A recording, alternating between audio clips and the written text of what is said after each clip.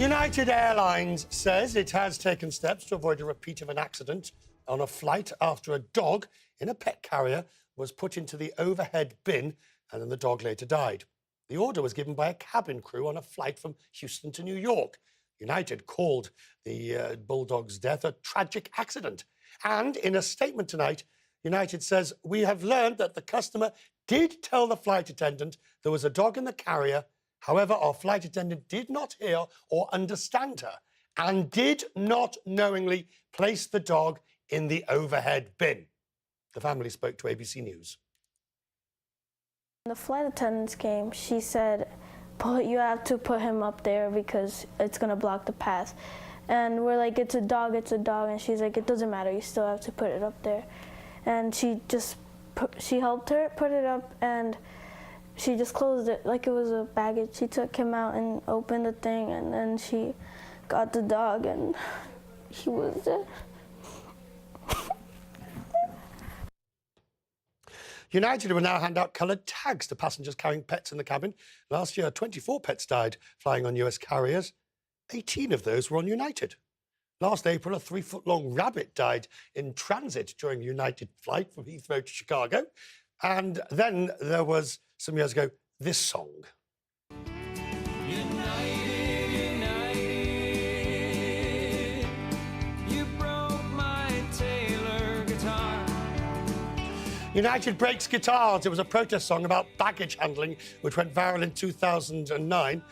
And if all that wasn't enough, well, we won't forget this in a hurry. Just kill me. Just kill me. Kill me. Just kill me. Bloodied, dazed, Dr. David Dow became a global controversy for United. He had been forcibly removed from a United flight which had been overbooked. Simon Calder's the Independent's travel editor, joins me now. What do we make of this? Well, I know exactly what the stock market made of it. United Continental Holdings down 2.58%, so doing worse even than Boeing. And that just shows that a 10-month-old French bulldog named Kokito, may he rest in peace, can have a really serious effect on the value of an airline. If we, for the purposes of this question, let's accept that the flight attendant didn't know there was a dog in the back. That'll be a he said, she said discussion.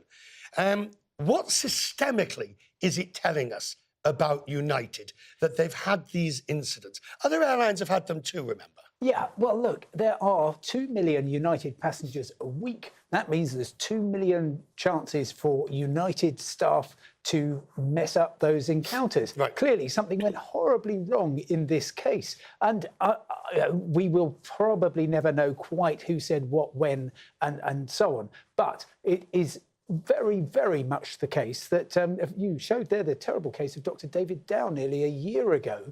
But I think there's perhaps almost more fury about this event and the sad consequences. Is there something systemically wrong at United? I don't think so. I mean, look, every airline is under immense cost pressure. So therefore, their customer service is not as good as it was maybe in the 70s when people were paying an absolute fortune to fly and they enjoyed the kind of glamour associated with it. I mean, things just go wrong in aviation. Also today, I learned that a Great Dane that was supposed to be in Kansas ended up in Japan. This is another United. German Shepherd ended up in Kansas. I may possibly have got the nationalities mixed up there, but things are going to go wrong. Unfortunately, as your very good setup there showed, people remember. But people remember, Simon, but they don't let it influence their decisions. Look at this graph again. Let's bring that graph again of share prices, because if you look at the share prices of airlines, they're all pretty much going in lockstep. They're the big three. Yeah. And I venture to suggest, all right, United's a bit lower than everybody else,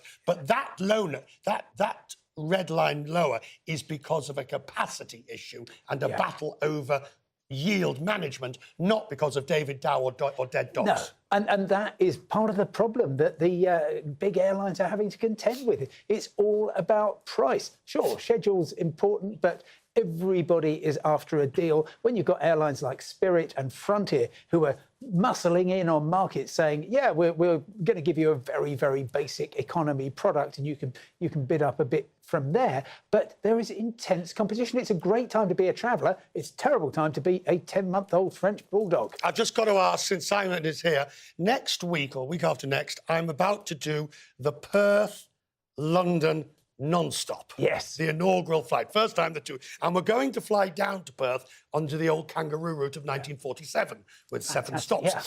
Is this the future? The ultra-long haul, the Norwegians, the levels, the IAG's level. Is this the future? I don't know that this route, which is going to be over 9,000 miles long, almost the longest flight in the world, is necessarily more than just a niche. Sure, Qantas is looking at can they do 10,500 miles, which will be Sydney to London. We shall see. I know you've actually done the longest ever flight in the world, which has ever taken place for passenger aviation, which is Singapore to New York. Yep. It all depends so much on the price of fuel. You carry an awful lot of jet fuel to fly the fuel for later on in the journey. But enjoy it, and I'll meet you at Heathrow because I'm taking the first flight. I was going to say, I was looking forward. You're not going. You're going that. You're going the other way. I'm going the other way. Ah, we could have gossiped all the way across. I'll find out how it was for you. I'll buy you a coffee if you're still awake. I'm still. Economy seats. I'm still. Right. Good to see you. Thank you.